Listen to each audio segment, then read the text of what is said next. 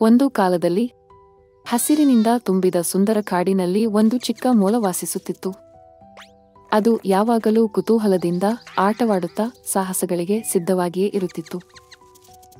ಒಂದು ಸೂರ್ಯಕಿರಣಗಳ ಬೆಳಗಿನ ಜಾವ ಕಾಡಿನಲ್ಲಿ ಜಿಗಿದು ಆಟವಾಡುತ್ತಾ ಇರುವಾಗ ಮೊಲ ನೆಲದಲ್ಲಿ ಮಿಂಚುತ್ತಿರುವುದನ್ನು ಕಂಡಿತು.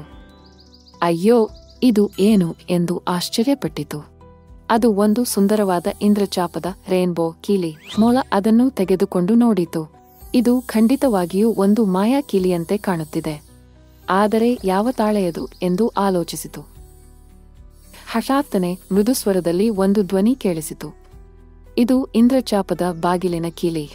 ಆದರೆ ನೆನಪಿಡು, ಒಳ್ಳೆಯ ಹೃದಯವಿರುವವರು ಮಾತ್ರ ಈ ಕೀಲಿಯನ್ನು ಬಳಸಬಹುದು. ಮೊಲ ತುಂಬಾ ಆಶ್ಚರ್ಯಪಟ್ಟಿತು. ತನ್ನೊಳಗೆ ಯೋಚಿಸಿತು, ನಾನೊಬ್ಬಳೇ ಬಾಗಿಲು ತೆರೆದರೆ ಸಂತೋಷವು ಕ್ಷಣ ಮಾತ್ರ ಇರುತ್ತದೆ. ಆದರೆ ಸ್ನೇಹಿತರ ಜೊತೆ ಸೇರಿ ತೆರೆದರೆ ಸಂತೋಷವು ಶಾಶ್ವತವಾಗುತ್ತದೆ. ಅದು ತಕ್ಷಣ ಸ್ನೇಹಿತರನ್ನು ಕರೆದಿತು. ಓ ಅಳಿಲೆ, ಬೇಗ ಬಾ. ಚಿಕ್ಕ ಜಿಂಕೆ ಮರಿಯೇ, ನೀನೂ ಕೂಡ ಬಾ. ಪಕ್ಷಿಯೇ, ನನ್ನ ಜೊತೆ ಹಾರಿ ಬಾ.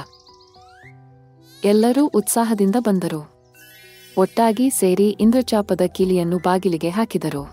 ಬಾಗಿಲು ನಿಧಾನವಾಗಿ ತೆರೆದಿತು. ಒಳಗೆ ನೋಡುತ್ತಿದ್ದಂತೆ ಅವರ ಕಣ್ಣುಗಳು ಹರ್ಷದಿಂದ ತುಂಬಿದವು. ಅಲ್ಲಿ ಮಿನುಗುತ್ತಿರುವ ಕ್ಯಾರೆಟ್ಗಳು, ಸಿಹಿಯಾದ ಹಣ್ಣುಗಳು, ರುಚಿಯಾದ ಬೆರಿಗಳು ಮತ್ತು ಮಾಯಂತೆ ಹೊಳೆಯುತ್ತಿರುವ ಹೂಗಳು ಇದ್ದವು. ಸ್ನೇಹಿತರು ಸಂತೋಷದಿಂದ ಜಿಗಿದರು.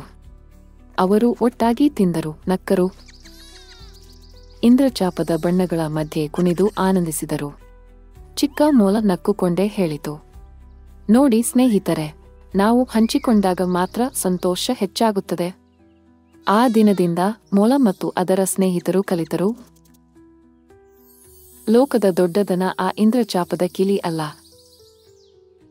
ಆದರೆ ಪ್ರೀತಿ ಹಂಚಿಕೊಳ್ಳುವುದೇ ನಿಜವಾದ ಸಂಪತ್ತು. ಹಂಚಿದಾಗ ಸಂತೋಷ ದ್ವಿಗುಣವಾಗುತ್ತದೆ.